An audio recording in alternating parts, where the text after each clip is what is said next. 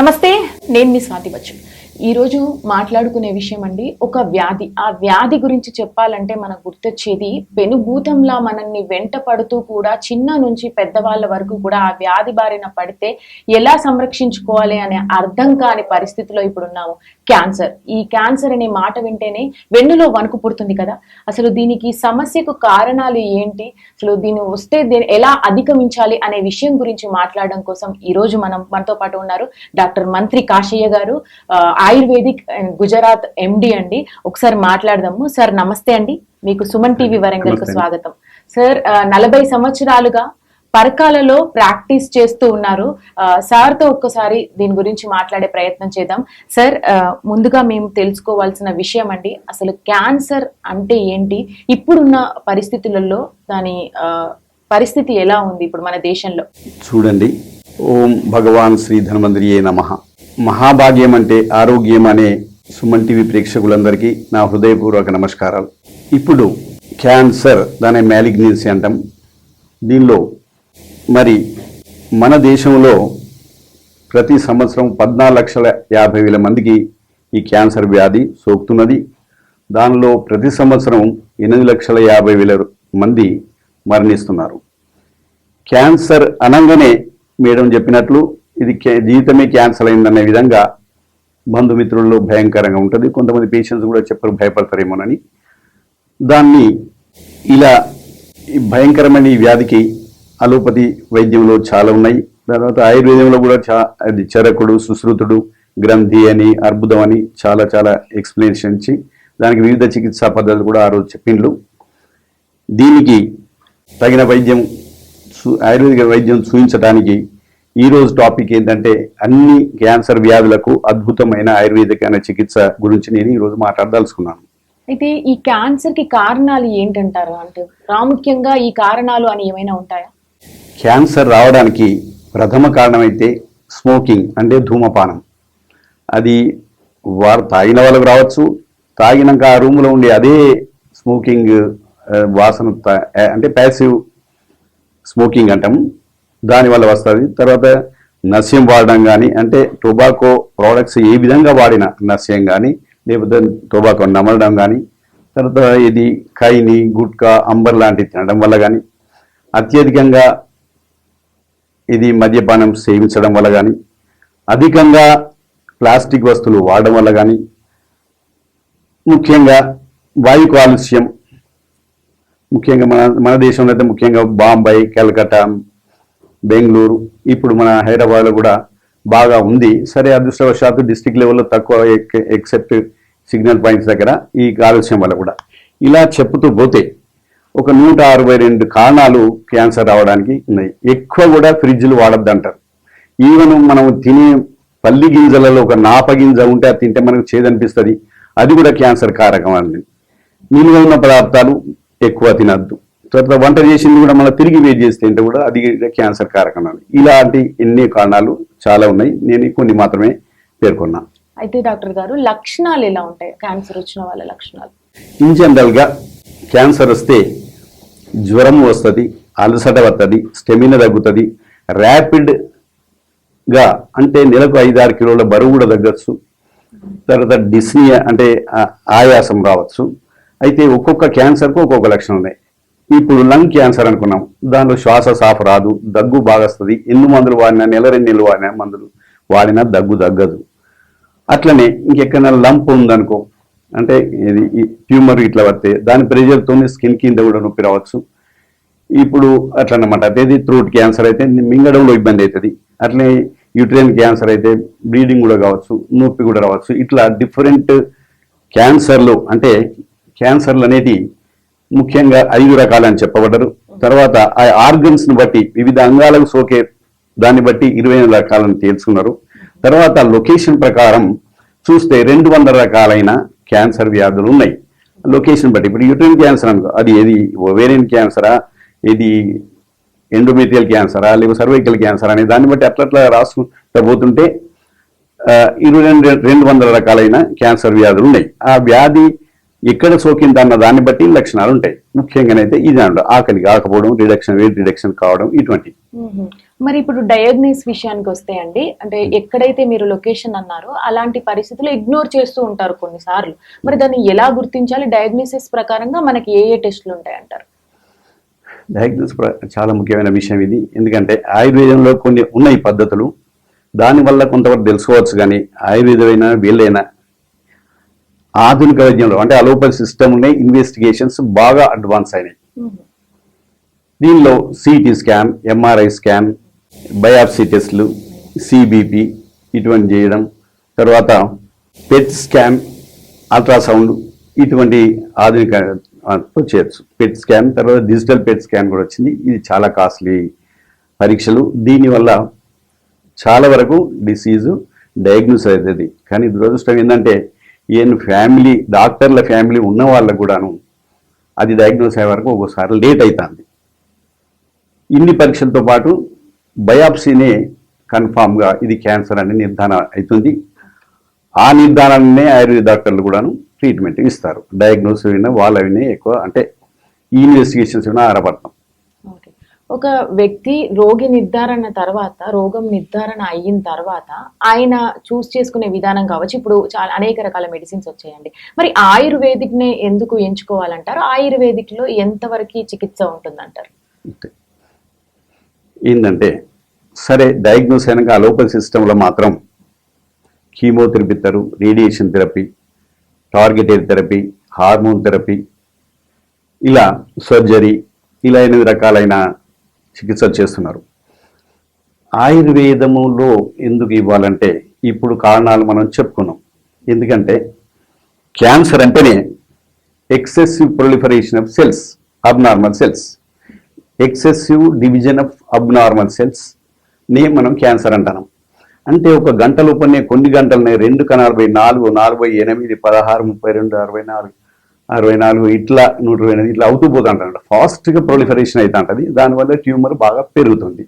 ఎందుకు పెరుగుతుంది అంటే కారణం ఇదే చెప్పినాం. ఒక 33% స్మోకింగ్ ఉంది, అది రావడానికి కారణం ముఖ్యంగా థ్రోట్ క్యాన్సర్ కానీ లంగ్ క్యాన్సర్ కానీ. అలానే ఇంకో 30% మాత్రం ఇది ఉంది. ఏంటిది? ఆల్కహాల్ కూడా. ఆల్కహాల్ వల్ల ఏంది, దాని యొక్క ఘాటు కొరకు వీటి కొరకు ఎరోజన్ అవుతా ఉంటుంది. జిఐటి మ్యూకస్ మెమరీ దెబ్బతింటుంది. తర్వాత అత్యధికంగా మాంస సేవన వల్ల కూడాను వెజిటేరియన్స్ కంటే కూడాను నాన్ వెజ్ వాళ్ళకు 30% ప్రోన్ వాళ్ళకు వచ్చే అవకాశాలు ఎక్కువ ఉన్నదని చెప్పింది. అలా అన్నమాట. అయితే ఈ మనం చేసేది ఎందుకు అవుతుంది అలా? ఆర్డినరీ సెల్స్ ఇంటెస్టైన్స్లో కానీ ఇంకో కాడ కానీ ఎందుకు క్యాన్సర్ సెల్స్గా మారి ఇలా అవుతుంది అంటే మనకు అలవాట్లే అన్నమాట. మాంసం బాగా తిన్నాము, లిక్కర్ తాగినాము, కాన్స్టిపేషన్ కూడా ఒక కారణమే. కాన్స్టిపేషన్తో అక్కడనే దానిలో ఉంటాయి వివిధ రకాలైన గ్యాస్లు, టాక్సిక్ గ్యాసెస్ వచ్చి ఆ సెల్స్ను మంచి కుక్క పిచ్చి కుక్క అయినట్టే మంచి నార్మల్ సెల్స్ క్యాన్సర్ సెల్స్గా మారి ఎక్సెసివ్ ప్రొలిఫరేషన్ అవుతుంటుంది. దీనికి సమతా స్థితికి తేవడానికి ఆయుర్వేదంలో చాలా చాలా మందులు ఉన్నాయి. నేను చెప్తున్నా ఎన్నో గ్రంథాలు ఉన్నాయి. ఈవెన్ క్యాన్సర్ స్పెసిఫిక్ వంశీ, ఇది మోహన్ కృష్ణ లాంటి వాళ్ళు కూడా చెప్తున్నారు. మనం ఇవన్నీ ఎక్కువ తినద్దు, ఇవి అలవాట్లు మార్చుకోవాలి. ముఖ్యంగా మనం ఆహార విషయానికి వస్తే ఇప్పుడు మనం స్ప్రౌట్స్, ఫ్రెష్ ఫ్రూట్స్, ఆహారం తర్వాత అయితే అది కట్ చేస్తే చేయండి. అయితే ఆయుర్వేదంలో చికిత్స ఏమిటంటే ముఖ్యంగా గట్, మన అన్ననళికను శుద్ధం చేస్తాం. అది పంచకర్మతోని కావచ్చు, పంచకర్మ థెరపీ అన్నది ఆయుర్వేదంలో. అది మొత్తం బాడీని డిటాక్సిఫికేషన్ చేసి ప్యూర్గా చేస్తుంది. అది కానీ లేకపోతే ఐపీ జైన్ కాకుంటే కొన్ని మందులతోని తర్వాత ఆముదము కలిపి ఇస్తే మోషన్స్ ఫ్రీగా వెళ్ళిపోతాయి. అంటే టాక్సిక్ మెటీరియల్ మొత్తం బయటకు వెళ్ళిపోతుంది. రోజుకు ప్రతి వారు కూడా 2 సార్లు ఫ్రీ మోషన్ రావాలి. అట్లయితేనే ఇవి రాక ఉంటాయి. ట్రీట్మెంట్ విషయానికి వస్తే నేను బాగా స్టడీ చేస్తే కనీసం హెర్బల్ డ్రగ్స్ ఎట్లా స్టడీ చేసిన అంటే ఒక 85 హెర్బల్ డ్రగ్స్ ఉన్నాయి క్యాన్సర్ని కంట్రోల్ చేసేటి. ఇది నేను గ్రంథాలలో చదివిన తర్వాత 75 years నుంచి ఒక 400 మంది సైంటిస్టులు ఈ హెర్బల్ డ్రగ్స్ రీసెర్చ్ చేసినలు ఆ పేపర్లు చదివిన తర్వాత ఈ మన దేశంలో కూడాను గత 500 మోర్ దెన్ 500 ఇయర్స్ అంటే 14 తరాల నుంచి కూడా వాళ్ళు వాడుకునే సిద్ధ యోగం అది వాడున్నది. ఎంతో మహానుభావులు వెనుక వాళ్ళు చెప్పొచ్చు, వాళ్ళు పెద్ద డాక్టర్లు కాదు కానీ వాళ్ళు ఇస్తుండ్రు, అది పనిచేస్తుందని మన ఇండియన్ డాక్టర్స్ ఫారెన్ డాక్టర్స్ కూడా డిసైడ్ చేసిండ్రు. వాళ్ళది కూడా నేను స్టడీ చేసిన. తర్వాత ఇండియాలో ఇంకా ఛత్తీస్గఢ్లో, తర్వాత హైదరాబాద్లో, బాంబేలో వీటిలో వాళ్ళు ఏమిస్తున్నారు అది కూడా స్టడీ చేసిన. ఒక సైంటిఫిక్ ఫార్ములా ఎన్వై డ్రగ్స్లో ఫాస్ట్గా ఏది పనిచేస్తుంది అవి సెలెక్షన్ చేసిన. తర్వాత ట్రెడిషనల్ అంటే సిద్ధయోగ వైద్యం అంటాం, అవి కూడా ఇస్తున్నారు, 2 రకాలుగా ఇస్తున్నారు. దీనివల్ల మంచి రిజల్ట్స్ బాగా వస్తున్నాయి. ఒక 2 years నుంచే నేను ఇస్తున్నా. ఒక క్యాన్సర్ ఇన్స్టిట్యూట్లో ఈయన సర్జరీ చేయలేము, కీమోకును రేడియేషన్కు ఈయన పనికిరాడు, ఇక 4 నెలల తర్వాత సీరియస్ అయ్యి 6 నెలల తర్వాత చనిపోతాడు అని చెప్పాను. సరే నేను గ్యారంటీ ఇవ్వకుండా నువ్వు ఎక్కువ ఇల్లు బ్రతికేటట్టు మాత్రం చేయగలవు, దీనిలో ఉండదని చెప్పినా అది ఇస్తున్నా. ఈ ఆరోగ్యం అర్థమైన ఏ సీరియస్ లేదు, ఏం లేదు, పనులు చేస్తాడు, పంట పనులకు చేస్తాడు, మీరు ఇచ్చిన మనతోనే. అది అంటే మనం ఇక కర్ణాటకలో ఒక ప్లేస్ ఉన్నది, వాళ్ళు స్టడీ చేసిన ఈ సైంటిఫిక్ ఫార్ములా 2 కూడా ఇచ్చి చేసిన. కొన్ని డికాషన్స్ ఇలా మార్చి వాడమని కూడా సజెస్ట్ చేసిన. అయితే ఇక్కడ ఒక చిన్న విషయం అండి, అంటే వాళ్ళు డయాగ్నోస్ అయిన తర్వాత ఇట్లాంటి ఏ స్టేజ్ లో వస్తే మీ దగ్గర ఇంకెక్కువ రిజల్ట్ ఉంటదంట?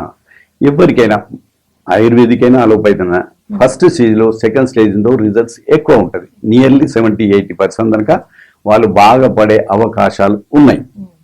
ఆయుర్వేదం కూడా అంతే. ఫస్ట్ సెకండ్ అయితే చాలా వాళ్ళ గ్యారంటీ గ్యారంటీ ఇవ్వము, కానీ దానిలో అవకాశాలు మెండుగా ఉన్నాయి.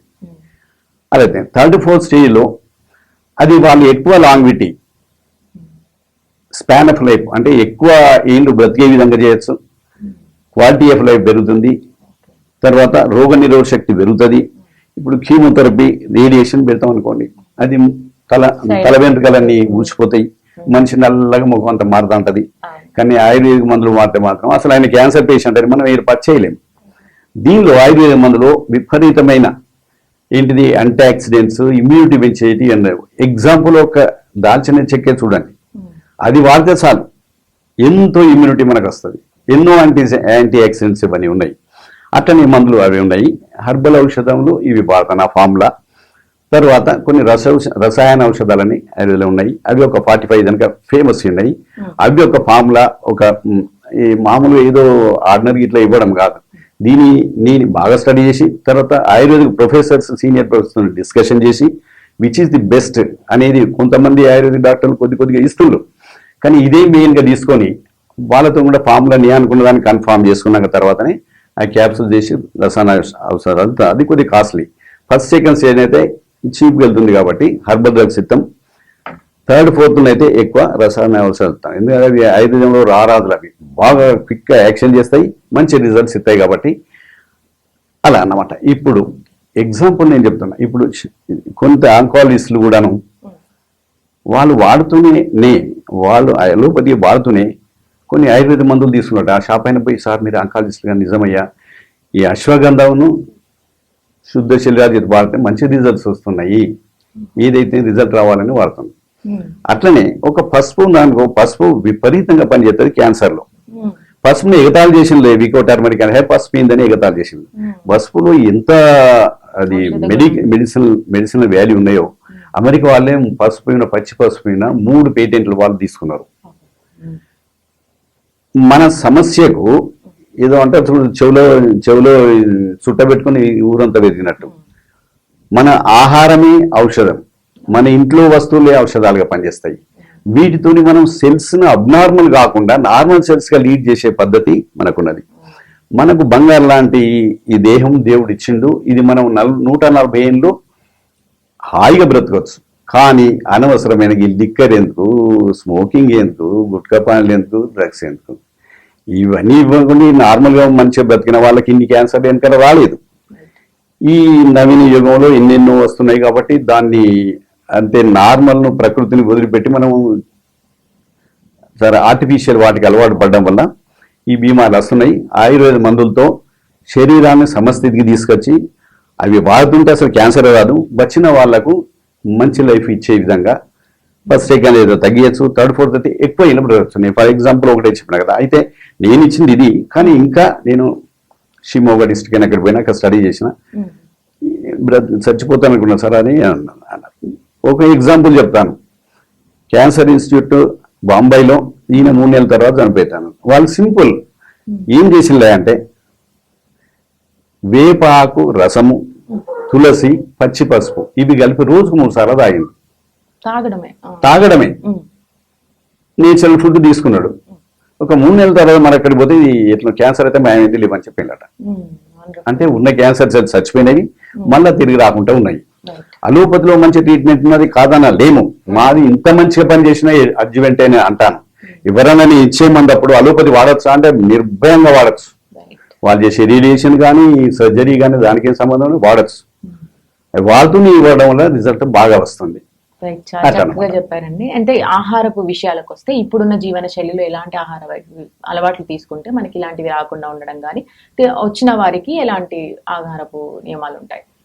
అయితే మనం ఏంటంటే ఆహారం లోపల మాంసాహారం, మద్యము ఇవి వద్దు. తర్వాత 5 తెల్లటి మీ అందరు చెప్పిండ్రు, ఉప్పు కానీ, షుగర్ కానీ, తెల్లటి అన్నం కానీ, మైదా వాటి కానీ ఇవి వాడద్దు. అతి తక్కువ, అసలు వాడకపోవడమే మంచిది.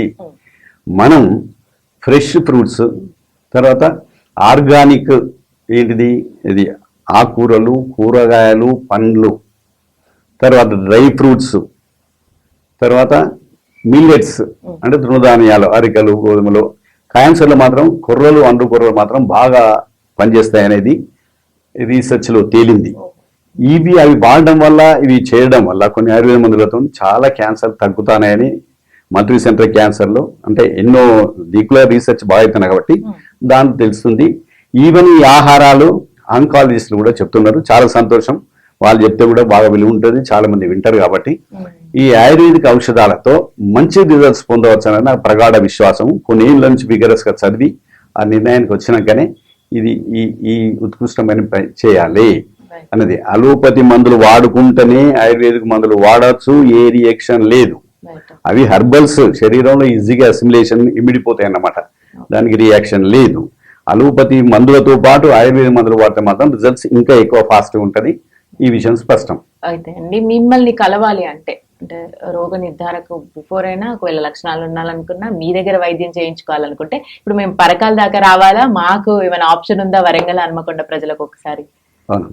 అయితే ఇప్పుడు నేను పరకాల్లో 40 ఏళ్ళు చేసిన ప్రాక్టీస్ అక్కడ నర్సింగ్ పెట్టి అక్కడ పగలు చూస్తున్నా. ఉదయం 6 గంటల నుంచి 10:30 దాకా ఇక్కడనే ఉంటాయి. అది హన్మకొండలో నయీం నగర్ అల్ఫోజ్, అది రంగ్బార్ గలీలో, రంగ్బార్ గోడ పక్కన పోతే అల్ఫోజ్ జూనియర్ కాలేజ్ ఉన్నది, దాని ఎదురుగా ఉన్నాము. ఉదయం నుంచి 6 గంటల నుంచి 10:30, సాయంత్రం 6 గంటల నుంచి 9 గంటల చూస్తాను.